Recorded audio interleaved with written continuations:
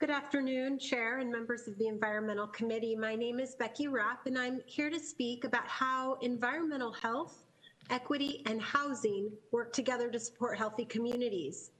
As the city prepares for upcoming land development code updates, I urge this committee to request language focused on inclusive, smoke-free, affordable housing for any housing project, public or private, that receives public subsidies. Clean air should not stop at the front door. And for families living in multi-unit housing, secondhand smoke moves through walls, vents, and shared spaces. Children, seniors, and people with asthma or heart disease don't get to opt out of that exposure. For them, smoke-free housing is not a preference, it's access to safe housing. When public dollars help create or preserve affordable homes, we have a responsibility to ensure that those homes protect basic environmental health. Smoke-free housing reduces indoor air pollution, lowers fire risk, and supports housing stability. It is simple. Preventative standard that aligns with the city's climate, public health, and environmental justice goals. So I ask this committee to recognize smoke-free affordable housing as an environmental health issue and support a land development code update requiring smoke-free housing for all subsidized projects. Thank you. Thank you for your testimony. Terry Ann Skelly, please unmute and begin. Good afternoon and Happy New Year, Chair Elo Rivera and City Council members Campbell and LaCava. My name is Terry Ann Skelly. I'm a parent and public health educator and a planning group member. Our planning group members feel that environmental policies can go a long way in protecting those who are less advantaged, those who experience social, economic, and health disparities because of their exposure to polluted water and unclean air.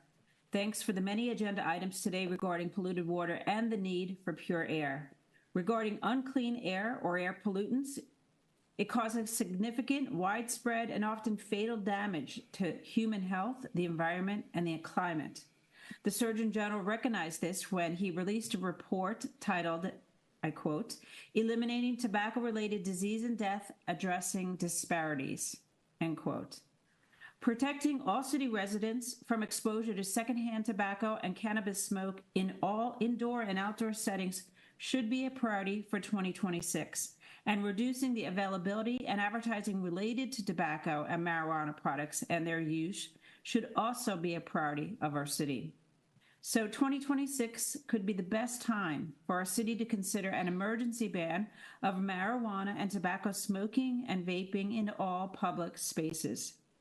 This will go a long way in reducing social, economic, and health disparities associated for those exposed to disrespectful use of marijuana or tobacco on our streets and in our many common areas around the city. Thank you for listening to me. Thank you for your testimony. Our next speaker is Peggy Walker. Please unmute and begin. Thank you. Good afternoon, committee members. Our home environment, where we spend most of our time and raise our children, should be a safe and healthy refuge. I come to join the two previous speakers and a San Diego County Coalition of Tobacco-Free Organizations asking your support of smoke-free multi-unit housing policy.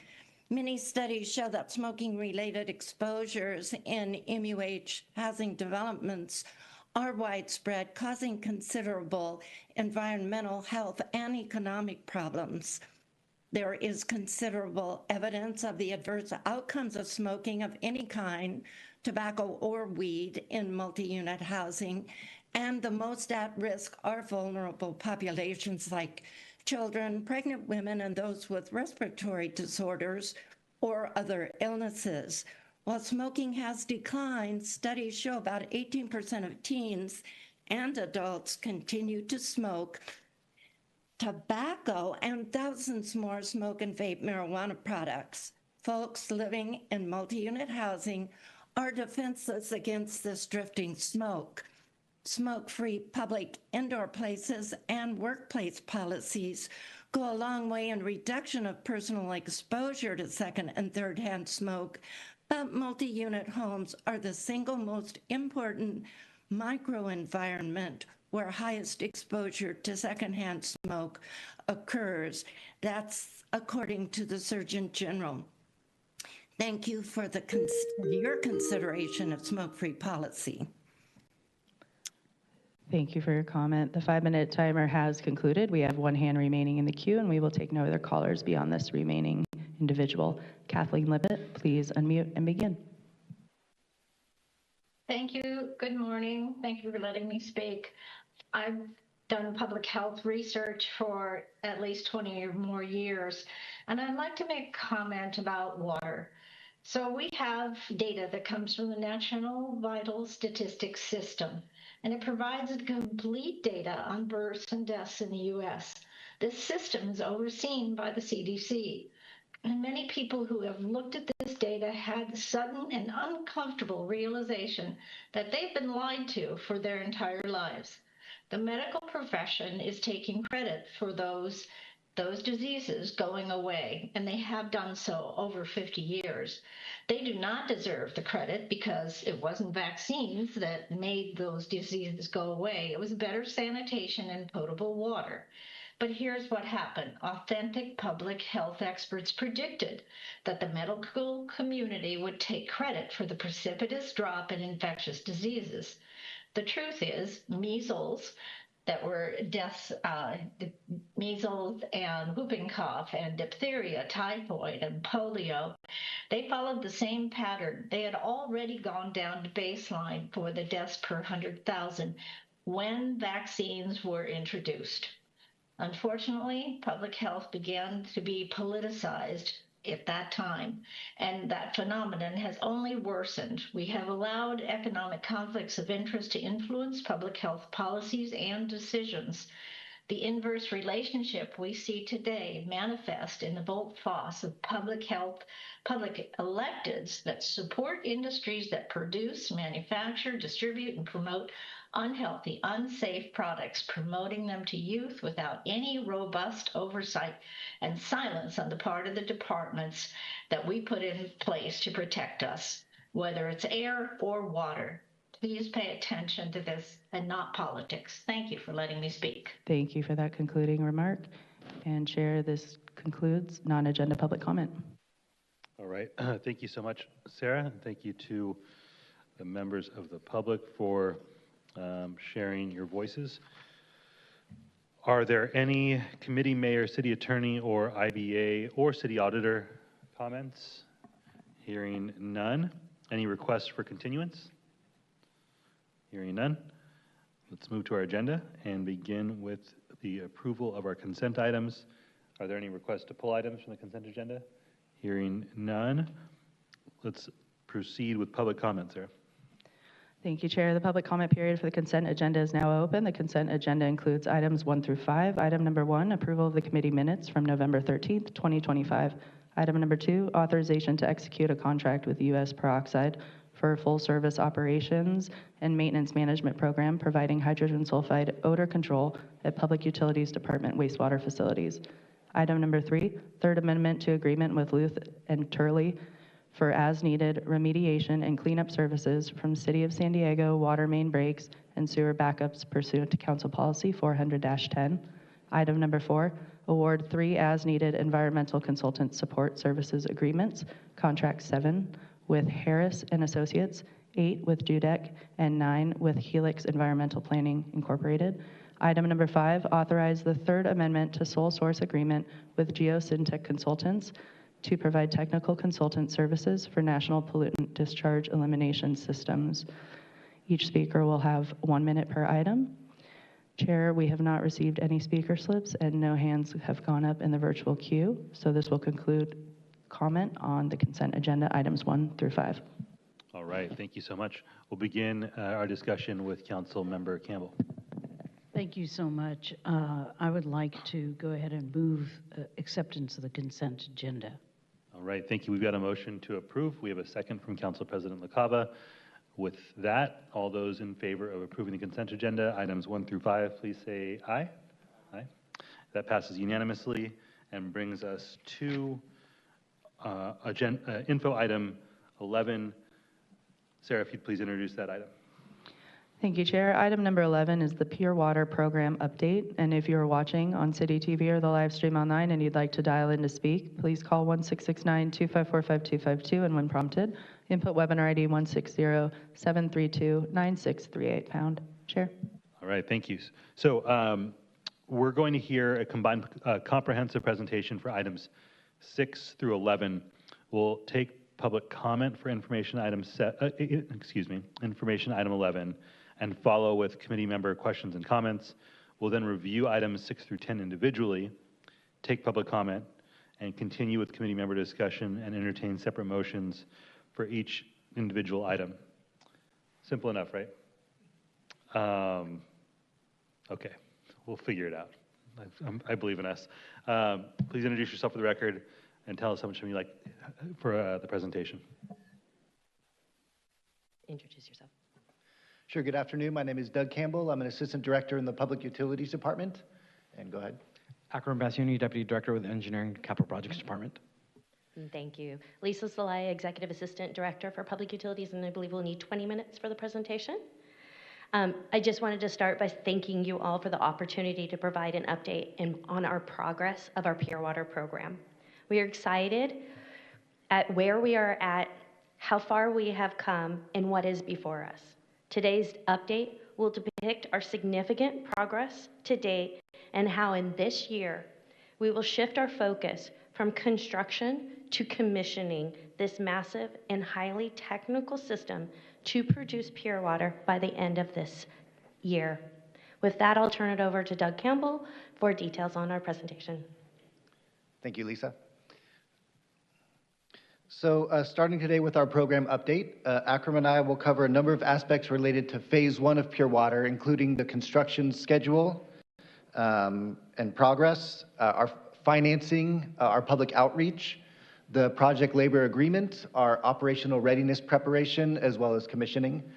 I'll then provide an update on our phase 2 planning process, as well as the construction status of our central area small scale facility. We'll then present the 5 action items that we've brought today. So as a reminder, phase 1 consists of 12 major construction projects. Starting at the bottom of this map, we have the Morena Pump Station, which is a new facility which will divert 32 million gallons per day of wastewater away from our Point Loma wastewater treatment plant towards our North City Phase 1 Pure Water project via the pipeline that we see in yellow here. This pipeline runs 12 miles, 10 miles through the city and delivers that additional wastewater to our existing North City Water Reclamation Plant. That facility is being expanded and upgraded from 30 to 52 million gallons per day, or MGD capacity. Under construction across the street is a new North City Pure Water facility. This is a state-of-the-art indirect potable reuse treatment facility with a comprehensive 5-step potable reuse treatment process. From there, 30 million gallons per day of purified water will be conveyed to Miramar Reservoir via a pipeline that runs down Miramar Road and through Scripps Ranch. The water is delivered to the reservoir through a subaqueous pipeline that has arms for distribution of the water throughout the reservoir. Co-located at Miramar Reservoir is our Miramar Drinking Water Treatment Plant, which will use Miramar Reservoir as a source of drinking water, along with our imported water aqueduct administered by the County Water Authority. And our existing Metropolitan Biosolids Center is also being expanded as part of this project. The city has awarded $1.136 billion for construction of Phase 1 of Pure Water San Diego, and allocated $244.7 million in pooled contingency funds for potential change order. As of August 31st, our total construction expenditures have reached $1.06 billion, and change orders have encumbered $167 million, leaving the pooled contingency balance at about $78 million. For a schedule update, we're currently scheduled to reach intermediate substantial completion of our North City Pure Water facility in the spring of this year. This is the red bar in the graphic. As the largest infrastructure project in the city's history, commissioning is anticipated to be lengthy and complex. It's going to take up most of 2026 for us. The 120-day integration period, which is known as the thick green bar in this schematic, refers to the time when tertiary treated water starts being delivered from the North City Water Reclamation Plant, and we are commissioning the system as a whole. Our current schedule has us beginning delivery of purified water to Miramar Reservoir in late 2026. In accordance with the regulations, we will ramp up our flow from 7.5 MGD to 15 to 30, reaching 30 million gallons per day in mid-2027. These timelines put us ahead of the commitments that are included in our Point Loma wastewater treatment plant permit from the regulators, as well as our cooperative agreement with our environmental stakeholders. The city has worked aggressively to secure very advantageous financing to support Pure Water. This includes grants as well as large loans from the Federal Water Infrastructure Finance and Innovation Act, WIFIA for short, and the State Revolving Fund, SRF, loan program. Of the $733.5 million in low-interest WIFIA loans with rates between 1.29% and 1.82%, $581.6 million has been reimbursed through December 1st of 2025. Notably, those WIFIA reimbursements have not experienced any delays, and all have been received in 30 days or less. The State Water Resources Control Board approved 4 separate SRF loans totaling $664 million to support Phase 1 construction with very low interest rates ranging from 0.8 to 1.1%. Of that amount, the city's received $415.8 million in reimbursements as of December 1st. The city and the Metropolitan Water District of Southern California entered into a local resources program agreement, which will pay the city $340 per acre foot of purified water delivered to Miramar Reservoir. This is a 25-year program and could provide up to $285 million towards our project. That agreement was recently extended by the Metropolitan Water District to extend the start date from June 30th, 2025 to June 30th, 2028. And I'll note that this is one of the action items that we will again present later in this presentation. With that, I will turn it over to Akram for some construction updates. Thank you, Doug. So I'm just going to highlight a few of the construction accomplishments we've had over this last period. If you've been out to the sites recently, you've seen they've drastically changed from where we've been previously or what we've seen in the past. So the water reclamation plant, this is an existing facility that's operating 24 hours a day, creating recycled water, and is being expanded, as Doug mentioned earlier. We're turning things on. New equipment has been put online. We're turning things on. Actually, the last couple of weeks, we've been able to send water across the street to the new Pure Water facility, the brand new facility. It's a big accomplishment for us. And that Pure Water facility is, we're also turning equipment on, commissioning. Again, this year is going to be really about commissioning, putting all the pieces together, testing things, make sure they work correctly, and they work together. And finally, on this page, the Metro Biosolid system, which is also being upgraded. Pictures to the right here. The middle picture shows you kind of the inside of the O&M building. This will house our operations and maintenance folks in the future. And then the picture to the bottom is a view of the Pure Water facility. As you can see, this was a greenfield. There was nothing on that when we started. So lots of progress on that. On the conveyance side, we've installed approximately 90% of the pipelines, over 26 miles. 13 of the 14 tunnels have been completed. And the I-805 tunnel, which was a challenge, you guys heard about it a year ago or so, where we had changes in the condition because due to boulders and things we didn't anticipate. We made it through that. That bottom left picture is a light, literally at the end of the tunnel, the 805 tunnel, when we made the breakthrough. Moving over to the facility side, the Marina Pump Station, which is one of the projects where we had early issues with when we were in construction, is now over 85% complete. The electrical building is coming through, and we're doing some testing on some of the pumps. And on the Miramar Pump Station, which is at the very end of the program here, we've rehabbed 6 pumps, improving the resiliency, and we're installing photovoltaic for the plant. Just wanted to highlight a little bit on the project labor agreement. As you recall, as part of the financing for Pure Water, we were required to do a project labor agreement. This was the first one that the city has taken. This one is different than the new one that covers all other projects. This one's specific only to Pure Water. There were some commitments in there in terms of targeted workers. The targeted workers includes veterans, previously homeless, previously incarcerated. Our goal was 10%. We're exceeding that. We're at 18%. The PLA also had a goal of 35% city resident workers. That one has been challenging. We're at 23%. That's been kind of consistent throughout. But in terms of county residents, we are at over 60% in county residents working on the program. Towards the right, there's some more information there if you're interested of how many dollars and wages we've paid to the different targeted goals, folks. So lots of good accomplishments there, but you could see, over 650,000 hours worked covered by city residents. So moving on to an update on our outreach efforts. Just as our program would not be successful without public outreach on the benefits of potable reuse, our construction would not be successful without a robust community engagement program. We do that by engaging in a lot of community working group updates. We have an interactive traffic closure map on our website that provides a good reference for our customers. And we do update customers on our construction schedule and other info through door hangers, flyers, social media, and other email blasts. We do engage with the community, a lot of community events. You can see a list here, including Sandag Bike Anywhere Day, Mira Mesa Street Fair, and others. We thank our construction partners in allowing us to facilitate some fairly large tours for industry conferences held in San Diego over the summer and fall, including the California Water Reuse Conference, California Association of Sanitation Agencies, and the American Council of Engineering Companies, the latter of which featured a speech by Council President Joe LaCava, so thank you, sir, for your support. We are proud of our partnership with A.L. Smith Brewing. They used our purified water to create a beer called Rebeer. Because of the exceptionally high quality and low hardness of our purified water, they're able to make a hoppy lager, which is a style of beer that typically can't be produced in San Diego due to our relatively hard, salty water.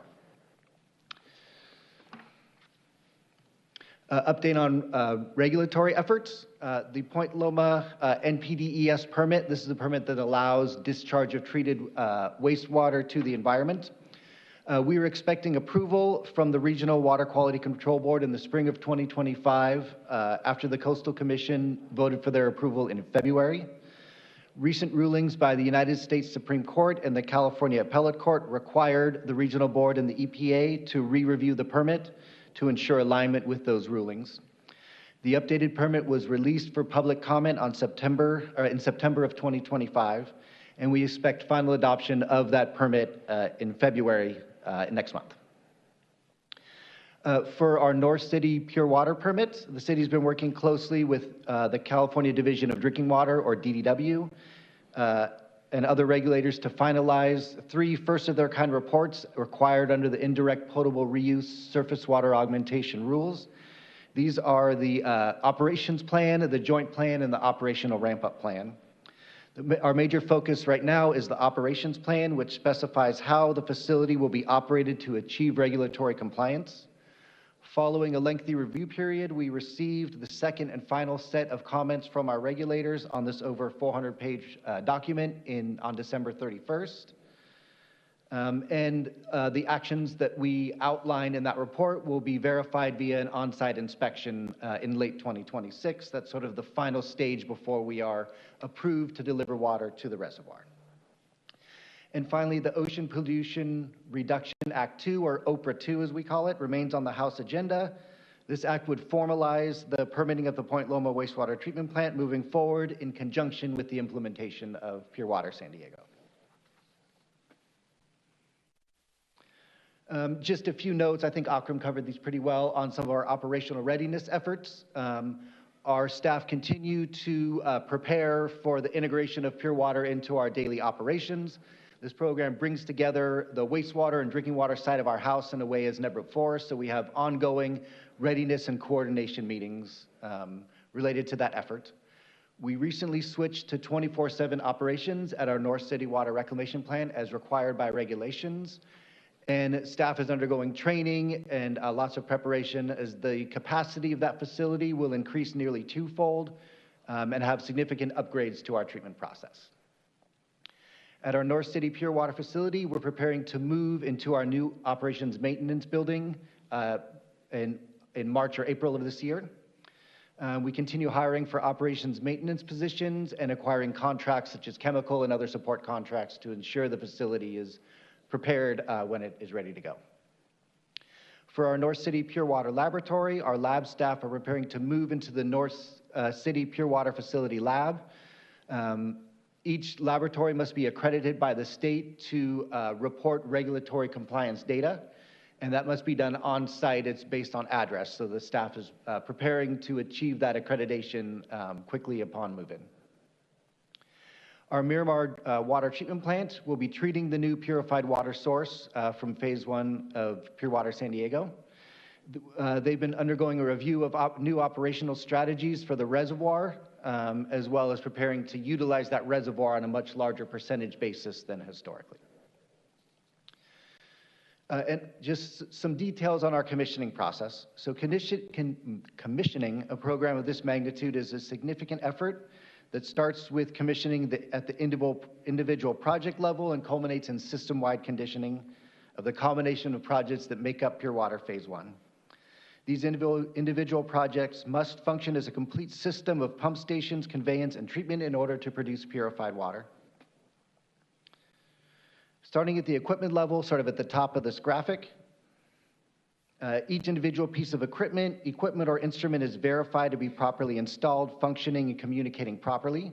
Once each individual piece of equipment is commissioned, then we move on to the unit process level. This is sort of one treatment area at a facility. For example, the ozone treatment system at our Pure Water facility has over 100 individual pieces of equipment that each must be verified to work individually and then as a unit process to meet the regulatory requirements for treatment. From there, we commission each facility at the facility level to make sure each facility is meeting all of the design criteria and operating properly. Then we move on to commissioning at a program level so that we're sure that all the projects that make up Pure Water Phase 1 operate together.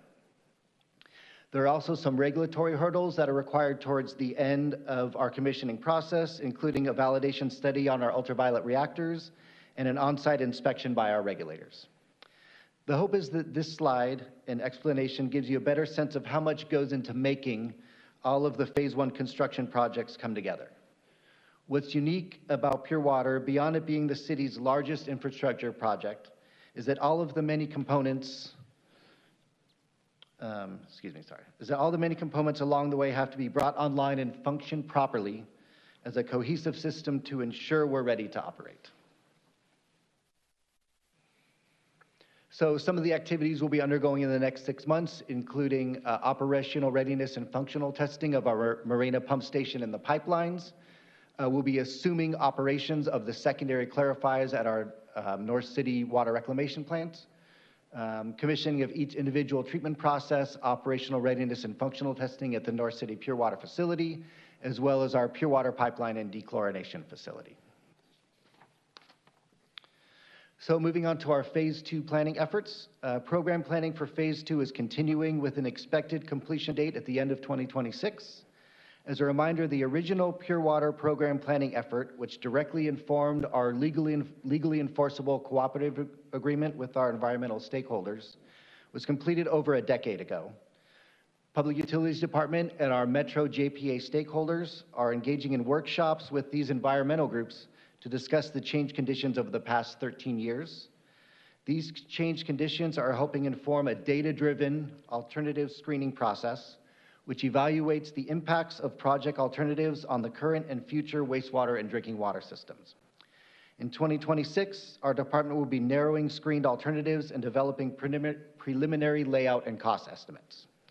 We expect to share additional information and arrive at a preferred Phase 2 alternative for further design, which could provide the framework for a revised cooperative agreement by the end of this calendar year. And finally, an update on our central area small-scale facility. Per the regulations, every potable reuse project must build a demonstration facility to confirm that you're able to treat the unique wastewater characteristics of that sewer shed to meet regulatory compliance. Construction of our Phase 2 Central Area Small-Scale Facility, or CASF, is nearly complete. It's installed at our Point Loma wastewater treatment plant, and we'll soon begin operations and testing at this location. The CASF is a first of its kind demonstration facility. It's the first demo facility to directly compare indirect and direct potable reuse treatment trains simultaneously on identical source water to evaluate the difference in those treatment processes. And it's the first facility with three different parallel reverse osmosis treatment technologies. There's conventional RO, which is 3-stage. There's one called flow reversal and a third called closed circuit RO. The goal of these is to evaluate greater recovery of the input water, possibly all the way up to 95%, in a cost-efficient and productive fashion. So this concludes our program updates, and we will move on to our first action item presentation. Okay, thank you.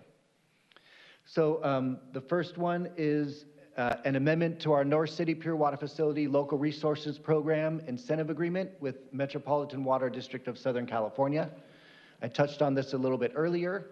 The proposed action is to authorize an amendment to LRP Agreement number 191282 to extend the start of operation date for our Phase 1 project from June 30th, 2025 to June 30th, 2028. MWD has a local resources program to provide financial incentives for the development of local water supplies to ensure supply reliability for the Southern California region. In 2019, MWD approved our Phase 1 of Pure Water to receive $340 per acre foot over a 25-year period, which could amount to $11.4 million annually and about $285 million over the life of the project, over the 25-year life of the agreement, pardon. The extension is needed due to the unforeseen delays in our construction process. And the Met Board of Directors approved this extension request at its May 13th, 2025 board meeting. With that, I'll turn it over to Akram. Okay. Thank you, Doug. The next action item we have is an extension or the sole source agreement for PM Web, which is our web-based project control system. So this software is used for all of our day-to-day interactions with the contractor. I'll get into a little bit more of what that means later. But the proposed actions we have is an ordinance extending the contract for an additional 3 years for an amount not to exceed $684,000 and giving the authority to the CFO to expend those funds. So a little bit more about the background on PM Web. This contract was originally awarded in 2016, and then a sole source agreement was issued in 2022. That sole source is slated to expire this June. Again, this software is used for all the interactions with the contractor, including our request for information, submittal review process, change orders, invoicing. So day-to-day, it's used by our construction management team along with the contractor. Some of the benefits of having the software is everything is web-based. All the data is backed up on a daily basis. It's organized in a way that it's easy to use and easy to be able to pull data back. So we're asking for this extension longer than we anticipate construction to continue. We want to make sure we have the data and the backup in case there's any claims or anything that come up at the end of construction. So the additional costs will help renew the software and provide the support needed for any software updates or things that needed through the rest of the duration of the contract. So again, the original contract was for $78,000. The sole source in 2022 was for $1 million, and this request is for $684,000, putting the total at $2.16 million. Our next action, actually the next two actions are both related to our construction management consultant firms. This first one is with Parsons and Black & Veatch joint venture, and they're the as-needed construction management consultant on the treatment and facilities projects. Our proposed action is the ordinance to extend for an additional 2 years and 5 months, in addition to an additional not-to-exceed amount of $5.6 million. And the authority to expend those funds. This contract is supporting, the construction management team is supporting the major treatment plant projects, the North City Water Reclamation Plant, the Pure Water Facility, the equalization basins, the Miramar Pump Station, the Metro Biosolids, and the CASF project that Doug just went over a moment ago. So these extensions are needed as due to the delays in the construction. These construction management firms are our day-to-day eyes and ears on the ground. They're helping us ensure that the contractors are meeting all requirements, following the contract, and ensuring that they're supporting us in any claims that we may receive from any contractors. In addition to all the support we needed for all the startup and commissioning, and as Doug mentioned earlier, that is a very complex thing for a project of this size. The original contract with Parsons Black & Veatch was for $75 million back in 2018. As you may recall, that was prior to the lawsuit that delayed the program. First Amendment incorporated the PLA. That was a no cost. Second Amendment was for $35 million back in 2023. And this amendment, which we anticipate is the final amendment needed, is for an additional $5.6 million, putting the total at $115,600,000. Next two slides are just for backup information. This first slide shows you the task order, all the different task orders that the CM team is helping us work on, so all the different projects. And then the slide after that is just trying to relate that to the projects that they're working on and the percentage complete that they're at. Okay, I'm not going to go over progress on these projects since we just went over that earlier in the information item. The next action item is the amendment with our other construction management firm, Jacobs, formerly known as CH2M Hill. And they're helping us on all the conveyance projects, so all the pipelines in the streets, as well as the Marina Pump Station. The requested action is for an ordinance to extend the contract for an additional 2 years and 5 months, and an additional not to exceed amount of $4 million, and the authority to be able to expend those funds. As I mentioned, Jacobs is supporting us on all the pipelines. So all the pipelines from the Marina Pump Station itself all the way to the water reclamation plant, as well as the pipelines from the new pure water facility all the way, and including the subaqueous pipeline that goes at the bottom of the lake bed in the Miramar Reservoir. Again, the extension is needed for similar reasons as to what I just mentioned, encountering unforeseen conditions, delays in construction, some additional scope, and as well as the specialty inspections needed for welding of pipes and things like that that the city does not do, and as well as commissioning and startup support. The original contract with Jacobs was for $48 million back in 2018. Again, prior to the lawsuit. The first extension, the first amendment was in 2023 to extend the contract. This was no cost. Amendment number 2 incorporated the PLA, also no cost. Our third amendment added an additional $40 million back in 2023. And this fourth and final amendment is adding an additional $4 million for a total amount of $89 million. So both these CM contracts, the amendment, approximate percentage is about 5% additional what we need to kind of close out the projects. And we're extending these contracts, both of them, far longer than we need for construction. Again, in case we get into a claims issue, we want to make sure we have their support to help us support the cities backing up to deal with any claims that come in at the end of construction. The next two slides are similar to the ones we had on Parsons Black & Veatch, just showing the different tasks that the CM team is working on with Jacobs. And the following slide is showing the projects and the percentages complete they're at. Okay, our last action item, item 10, is a consolidated action for contractor contract time extensions. So as you all know, contracts with the city are limited to 5 years. Anything goes past 5 years is an ordinance required approved by council. So as over the last 18 months or maybe 2 years, we've been coming to council and extending a lot of our contracts, make sure we have the authority to extend things. This is the last of those where we make sure we have the ability to extend past the 5 years. Again, we do not anticipate we're going to need all the time in here. We want to make sure we have the ability to extend and make sure the contracts do not stop or the construction does not stop because we need to come to council and get an extension, authority to extend. So there's 3 projects here. We're asking for the authority to extend the construction contracts. First one, sub-item A, is an ordinance approving the extension of the contract for an additional 12 months with OHLA.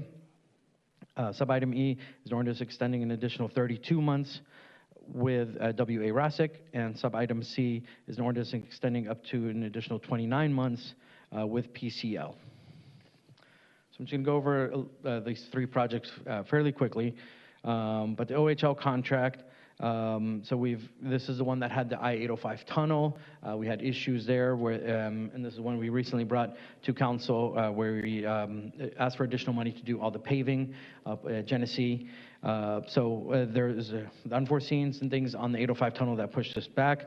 In addition, because we're doing some work within areas that are vegetated, that requires a 25 months revegetation and monitoring period at the end of construction. So we want to make sure we have the contractor on board to be able to close that out, which will extend past the 5 years. Similarly, on W.A. Rassick, this is a contractor for the pure water pipeline, which is from the new treatment plant all the way through the reservoir. We've hit unforeseens with utility conflicts. There were some tunnels where we had to go under the 805, the 15 tunnel. It also had some additional other tunnels. Additionally, this one has similar revegetation issues and that require the 25 months revegetation period. Lastly is the Metro Biosolids Center. This one we're asking for extension. This is part of the capacity as we ramp up and get the rest of the pure water program on board. There's going to be more flows coming in, so we want to make sure we have PCL on board in case something happens and we need to adjust something.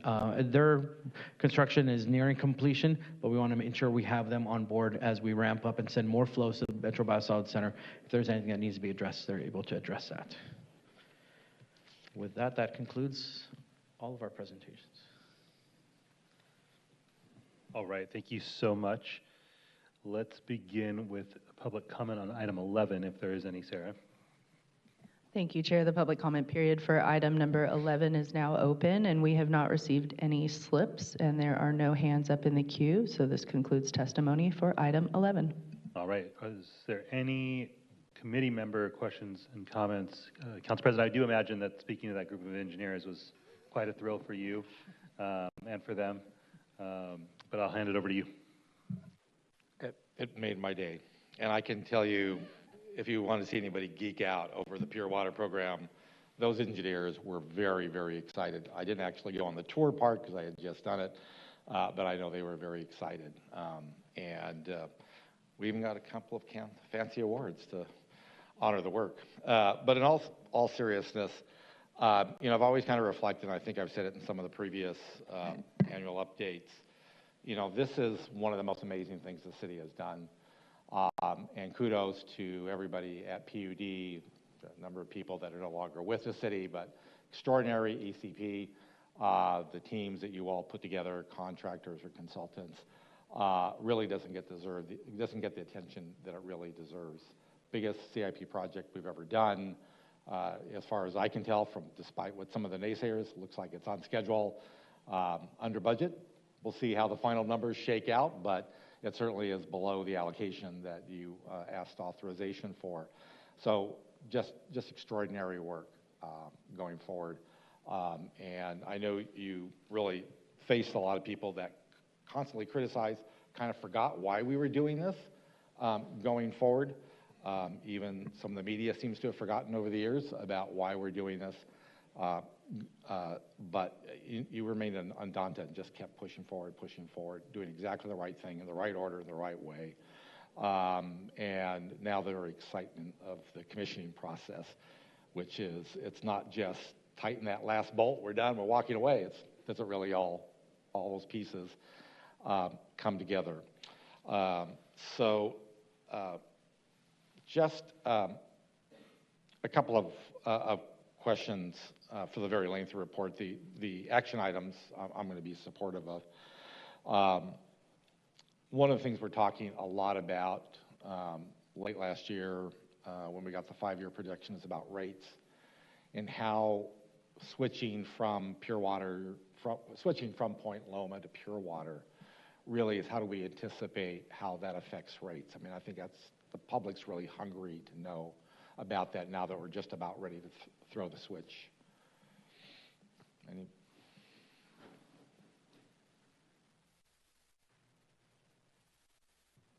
Yes, so we have accounted for when Pure Water goes live in regards to our rates. One of the advantage, obviously, there's multiple advantages in regards to Pure Water. There's 2 dual benefits in regards to Pure Water. First off, we are, always remember, avoiding cost of having to upgrade secondary at Point Loma. So our wastewater customers are avoiding rate increases. On the water side, once it is gone live and we start producing pure water, we're buying less from the San Diego County Water Authority. And we produced information that did show that pure water from a water supply benefit is about $2,100 per acre foot, compared to buying that water for about $2,600 per acre foot. So right away, there is a benefit to the ratepayers from that. Okay. And as a reminder, that's buying water from County Water Authority is our single biggest expense that really drives the rate. So coming in less expensive. One of the action items, item 6, thank you, Lisa, for that, is an incentive program. Are those incentives built into the rate calculations going forward? And that's how customers will get a benefit from that? Yes, the incentive program for the NWD, the local resource program, is built into our rate case and will be part of our program moving forward. Okay, great. I'm glad there wasn't much challenge in getting the dates extended there. And I think the last question I have is you kind of wrapped up the information portion with talk about phase 2. And I want to make sure that there is clarity about what your slide showed, because there was I think the last stage was making a choice, and I think that choice related to the 3 different trains that you're actually testing at the central plant. Is that correct? So you're testing a lot of different ideas at the pilot program. Right. So the original plan for phase 2 was conceived in 2012. And since then, there have been a number of change conditions. It wouldn't be prudent to just take a 13-year-old plan and just implement it. So we're working with our environmental stakeholders as well as our Metro JPA partners to evaluate 6 change conditions that have occurred since then, related to drinking water demand, wastewater availability, the condition of our dams, climate change, new regulations that allow for direct potable reuse in addition to indirect potable reuse, and affordability. So that's causing us to look at a number of alternatives, both in terms of location, size, type of program, indirect or direct potable reuse, as well as which technologies will be implemented. And that process is expected to conclude at the end of 2026. Okay, I will tell you that I'll be very concerned if we start reducing the capacity based on what the settlement is, based on what the expectations of others are. I know that the world does not stand still while we're waiting for phase 2 to come in, but I'd be very concerned. I would want the council to be very involved in that conversation going forward with enough leeway time so that we can make an informed decision, both from the operations side and from the council side going forward. And I know you'll keep the Environment Committee briefed along the way, as you've done such a great job. But again, yes. Let me wrap and just say kudos to all of you and the very good work that you've done. It's just really an extraordinary testament to what city employees can do when you're given clear direction from the elected officials and direction to get this job done, and you certainly have done it, so kudos to that. Do you want me to make a motion on the first to kick things off? Not yet. Okay. We'll take the action items next. This is just on 11. Vice Chair Campbell. Thank you so much. Thanks for the presentation. Thanks for all the hard work. It's just absolutely amazing. This is a tremendously successful program. I know that we're going to be so happy to have that pure water. And I just want to make sure that the public understands that the processes used biologically to purify the water are really excellent. If you've not been out to the treatment plant, that's the demonstration model. It's open. You can call and make an appointment to get a tour and taste the water. And it's really quite good and quite exciting that our hard water is going to come out not so hard, on top of the fact that it'll be so pure. So I'm really impressed with it. I can't thank you enough. Kudos to you. And I hope it isn't too hard to get through all these regulatory barriers, but I know we'll make it. So I'm in full support, and I thank you for everything. Thank you, Vice Chair Campbell. Thank you for the presentation here. Council President did a great job of asking a number of questions and making a number of points, so I don't want to belabor that. There was one part that I think could use a little more explanation. There's the timeline and kind of being ahead of schedule, if you will, and there's been multiple points in time where contracts have needed to be extended. Can you explain just kind of in layman terms how we can need extensions for contracts but also be ahead of the overall timeline? Sure.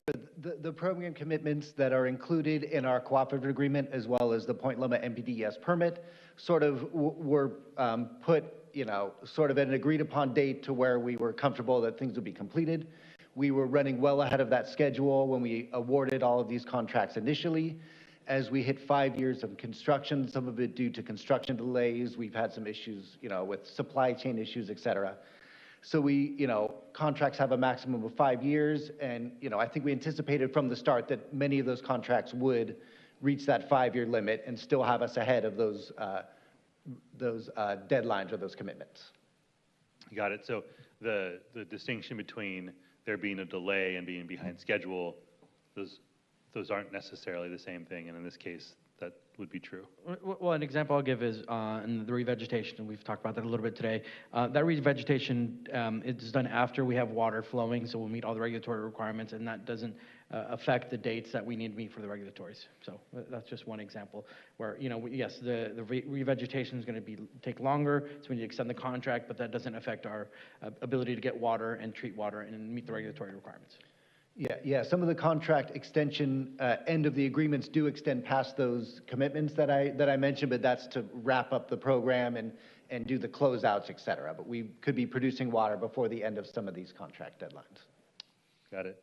I also just want to reaffirm my support for Phase 2, the importance of seeing that move forward. I appreciate the point that Council President made in terms of ensuring that the council is included in that conversation, and that we have that conversation in the context of all the totality of what we're seeking for city benefits from Pure Water as an overall system.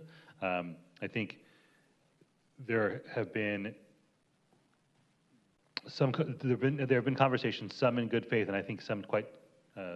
To be quite honest, in less good faith, about Pure Water in a much more narrow scope than they should be taking place in. The benefits of Pure Water extend beyond simply delivering water for people to drink, and that's always been an important part of why we're pursuing this, and that's important to keep in mind as we discuss it. And as we think of the value of investment. Oh, I actually did have one more question. There was the question about the need to update the plan. And you'd said, well, it's from 2013. It's a long time ago. A fair question might be, well, why did we create a plan that wasn't going to be implemented for so long? Why spend the time, money, and resources on that? How often are we creating plans for things that we won't be able to act upon in time, so that we're basically, we know we're going to have to do it all over again, so why bother? It was important at the time to sort of lay out the long-term vision for the Pure Water program, because that 2012 recycled water study informed our negotiations with our environmental stakeholders who, were threatening to sue us related to this effort. And so it was important to lay out the full scope of the program as known at that time, which informed our negotiations that led to the cooperative agreement. Similar to that, we are currently engaged with the environmental stakeholders as we review that original plan. Meaning ensuring that the priorities of then are the same priorities today. What does that conversation sound like? I think that's exactly what it is. It's the outline of the plan. So the whole entire concept and what we're doing in the spirit of everything, of what we identified in that recycled water study from over a dozen years ago, is still applicable. What we're trying to do is look at how do we address this with affordability, different water volumes that are being requested by our customers. How do we do all of these things within that? So I think the plan was, and we were trying to look forward for the next 25 years as best as we could. I credit the team of not just taking a plan that we said from 12 years ago and just building it. We really want to do, and we have to look at affordability. It is a different environment today than it was then. But the plan itself, and the vast majority of it, we're still using the concepts. We're changing different aspects of it in the different data points in it. And the other follow-up thing about that is that there are new regulations that are available to us now that we didn't have before. Direct potable reuse was not an option before. But because we had that plan, we were able to push legislation and push the regulators to develop those. Got it. Thank you for that. Well, with that, that brings us to the end of our conversation around item 11, no motion required here. Let's move to the discussion agenda. Sarah, you'll still introduce item 6, even though we've also received our presentation on item 6. Sarah? Thank you, Chair. Item number 6 is the amendment to North City Pure Water Facility Local Resources Program Incentive Agreement with the Metropolitan Water District of Southern California. And if you're watching on City TV or the live stream online, and you'd like to speak, please call 1-669-254-5252, inputting webinar ID 160-732-9638 #. Chair. All right. Nothing? Yeah, please. All right, so we're going to pull up the action slides for item 6.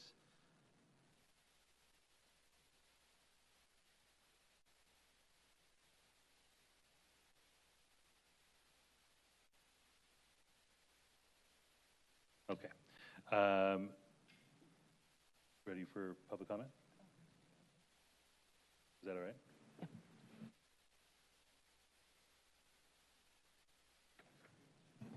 We have one Chair, Chair, we have one hand up in the virtual queue, so I will begin the 5-minute timer for anybody who would like to indicate if they wish to provide comment on item number 6. I did see a hand up, but I believe the hand has gone down for item 6. I will wait a few seconds to see if it pops back up.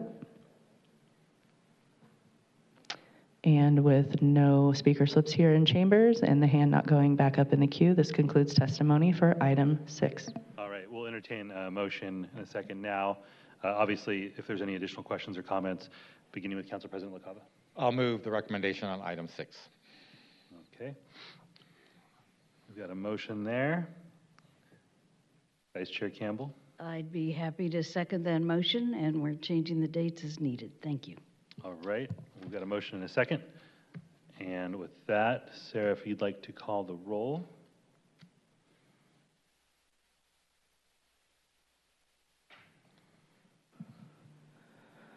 Item 6 passes unanimously, 3-0. Okay, that brings us to item 7. Sarah, if you'd like to introduce that, and as that's being introduced, pull up the slides for item 7 as well. Thank you, Chair. Item number 7 is the Pure Water Program First Amendment to the agreement with PM Web to provide a web-based project control system for the Pure Water Program Phase 1 Sole Source Agreement number 4265. Okay. And again, having not received any slips here in chambers and no hands up in the virtual queue, this will conclude testimony on item 7. Oh, all right, thank you so much. Council President, all right to use your motion here? Vice Chair Campbell, your second as well? All right, we have a motion and a second. Sarah, if you'd like to call the roll here.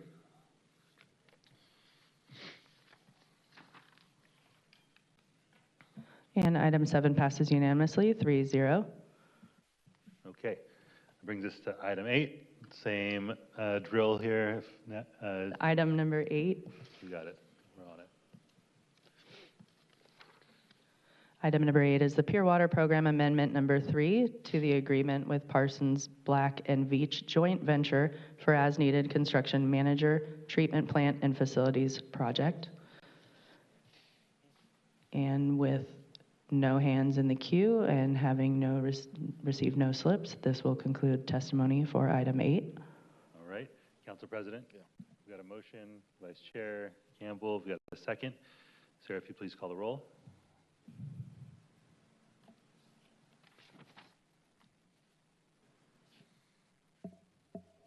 And item 8 passes unanimously, 3-0. Okay, that brings us to item 9. I'm getting more efficient each item here. Natalie, you saved yourself a few steps there. Good work. Item number 9 is the Pure Water Program Amendment number 4 to the agreement with Jacobs CH2M Hill Engineers for as-needed construction management services conveyance projects. And again, receiving no speaker slips here in chambers and no hands up in the virtual queue. This concludes testimony on item number 9. Thank you. Council President? Vice Chair? All right, we've got a motion and a second, and the roll has been called.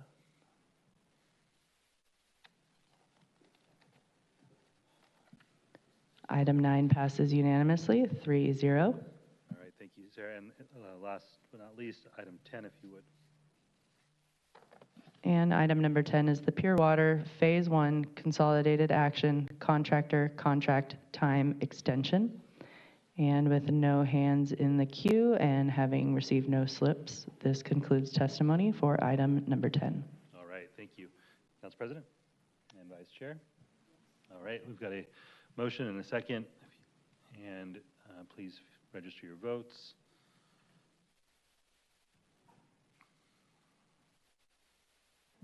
Dr. Campbell, can you please register your vote?